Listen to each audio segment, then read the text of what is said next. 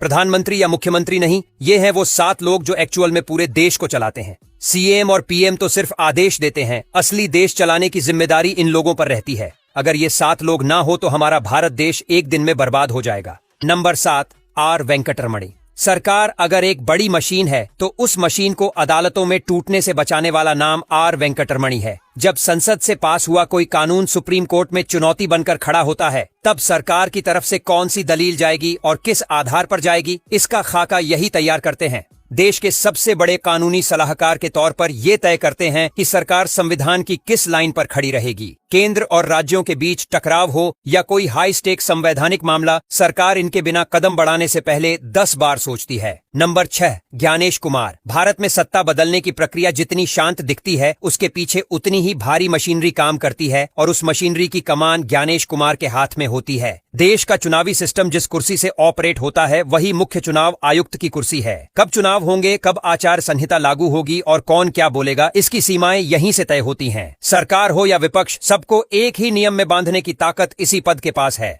Number 5, general Anil Chauhan. Bharat की सैन्य ताकत सिर्फ हथियारों से नहीं बल्कि तालमेल से बनती है और वही तालमेल जनरल अनिल चौहान संभालते हैं। तीनों सेनाओं के ऊपर बैठकर उन्हें एक ही रणनीति में पिरोना, यही चीफ ऑफ डिफेंस स्टाफ की असली जिम्मेदारी है। सीमा पर तनाव हो, भविष्य की युद्ध तैयारी हो या सैन्य संसाधनों की प्राथमिकता, सरकार को मिलने वाली सबसे अहम मिलिट्री सलाह यहीं से निकलती है। पहले जहां तीनों सेनाएं अलग अलग सोचती थीं, अब एक साझा दिशा बनती है। अगर ये कोऑर्डिनेशन टूट जाए तो ताकत होते हुए भी सिस्टम कमजोर पड़ सकता है। नंबर 4, संजय मल्होत्रा। जब महंगाई बढ़ती है या लोन महंगे हो जाते हैं, तब लोग सीधे सरकार को देखते हैं, लेकिन असली फैसले संजय मल्होत्रा की टेबल पर लिए जाते हैं। देश की मौद्रिक नीति जिस इंसान के सिग्नेचर से चलती है, वही रिजर्व बैंक का गवर्नर होता है। ब्याज दरें, बैंकिंग सिस्टम की सेहत, डिजिटल पेमेंट की सुरक्षा, सब कुछ इसी ऑफिस से कंट्रोल होता है। सरकार बजट ला सकती है, लेकिन पैसे की सप्लाई और उसकी कीमत तय करना आरबीआई का काम है। नंबर 3, अजीत डोभाल। देश की सबसे संवेदनशील जानकारियां जिन तक सबसे पहले पहुंचती हैं, वो अजीत डोभाल हैं। प्रधानमंत्री के राष्ट्रीय सुरक्षा सलाहकार के रूप में ये वो इंसान हैं जिनके पास इंटेलिजेंस एजेंसियों की सबसे कच्ची और सबसे अहम जानकारी आती है।